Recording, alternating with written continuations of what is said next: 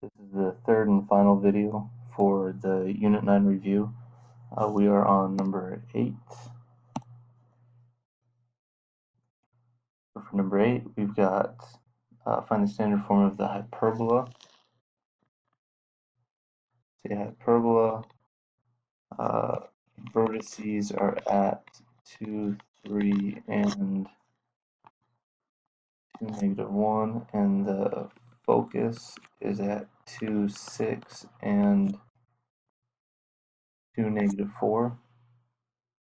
So let's start with what we can see. So in both of these ordered pairs, the x values are not changing. That means we have hyperbolas in the y direction, so we have something that looks like this. Okay, so for that type of hyperbola, that's going to be an equation in the form of, since it's vertical, it's y minus k squared over a squared minus x minus h squared over b squared equals 1. We know y has to go in front because it's vertical. If it was horizontal, it would be x in front, and a goes with the first term for hyperbolas. Okay, so a, or more specifically 2a, is the total distance from vertex to vertex. So since my x values didn't change, I don't need to worry about that. I just need to worry about how far is it from 3 to -1, and that's a total of 4 units. That means that a is 2, which means that a squared is 4. B would be the same thing, but we don't know that part of it, but we do know the focus, and the focus is with C, and very similar to the way we find A, 2C is the total distance from focus to focus. So again, the x's stayed the same, so I don't worry about those. I look at my 6 to my -4, that's a total of 10. So if 2c is 10, then c is 5, so c squared is equal to 25. And now since it's a hyperbola, I can use my equation c squared equals a squared plus b squared to solve for that missing b. So 25 is equal to 4 plus b squared. 19 is equal to b squared. And I'm going to need that here in a minute. And I need the a squared. And the only other thing I need is I need to know the center. And so the center, once again, because it's symmetrical, everything on here is symmetrical. If my vertices are at 2, 3, and 2, -1, and I know that the distance from the vertex to the center is 2, I just have to move 2 spaces forward or back from either of these vertices. So if I'm at 2, 3, and I subtract 2, that puts me at 2, 1. Similarly, if I'm at 2, -1, and I move forward 2 spaces, that puts me at 2, 1. So my center has to be 2, 1. So I have everything that I need. So I go up to my equation, and I get y minus k. K is the y value of my vertex. That's y minus 1 squared minus x minus 2 squared, because 2 is the h, divided by a squared, which is 4, and divided by b squared, which is 19, and it's equal to 1, so that's the standard form of my hyperbola. Moving on to number 9, find the general conic equation of a circle whose endpoints of the diameter are at 16, -7, and 10, 3. Okay, so if we think of a circle, the diameter runs in really any direction, but I have endpoints here and here. Okay, there's two things I need to find. I need to know the radius, and I need to know this center. Okay, I know that for any circle, it's x minus h squared plus y minus k squared is equal to r squared. Well, the center is going to be the midpoint between those two vertices. So we find the midpoint using our midpoint formula from geometry, which is x1 plus x2 divided by 2 and y1 plus y2 divided by 2, which gives me 26 divided by 2, which is 13, and negative 7 plus 3 is negative 4 divided by 2, which is negative 2. So that's my center, and the only other thing I need is the radius. Well, the radius is half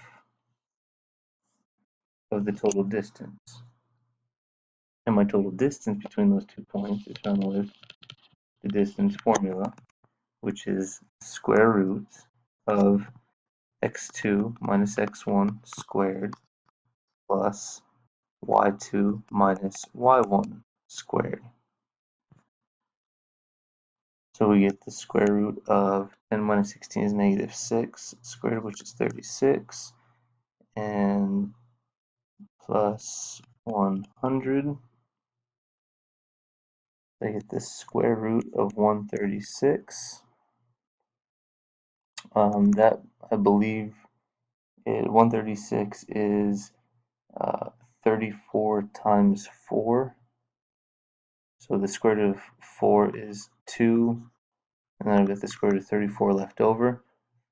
That's my diameter. So my radius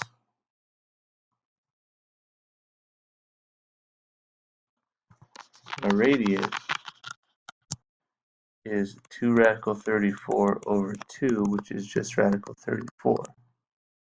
So I have everything that I need to use my formula, which is x minus 13 squared plus y plus 2 squared is equal to r squared. If this is r, then I square it, I get 34. Number 10, find the equation of the parabola. The vertex is at 4, 2, which is nice, that's HK, and the focus is at 4, 0. So if we plot this real quick, just a real quick sketch, 4, 2 is somewhere around here, 4, 0 is there, so this has to open that direction, because the focus has to be inside the bowl. So since we know that this is a vertical parabola, which means that we are going to have to use the equation x minus h squared plus, not plus, x minus h squared is equal to 4p times y minus k. And we already know h and k. The only thing we need to know is p. And p is the distance from the focus to the vertex. So we could use the distance formula, but we can also look and see, well, if my focus is at 4, 0 and my vertex is at 4, 2, the x values didn't change, so I just need to know how did I move to get from 0 to 2.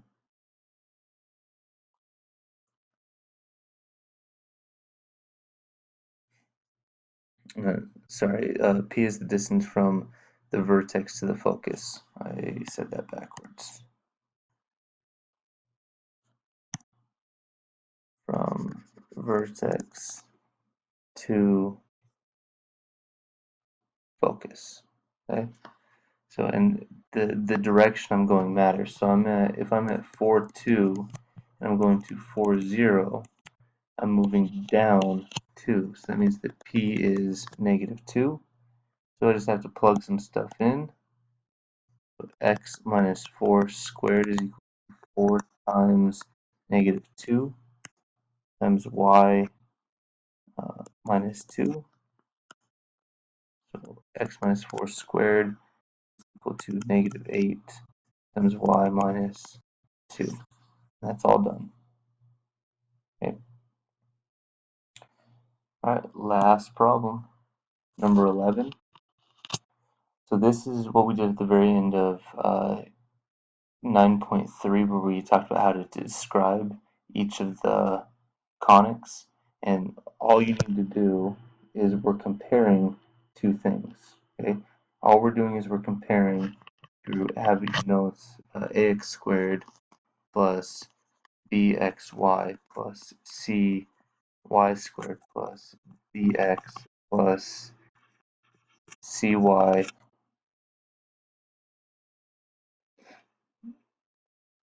I'm probably missing something in there for my total equation. Not really that important because all I really care about is looking at my squared terms. Okay, I look at my squared terms and I'm specifically looking at the coefficients of the squared terms. And I've got four rules. If it's a circle,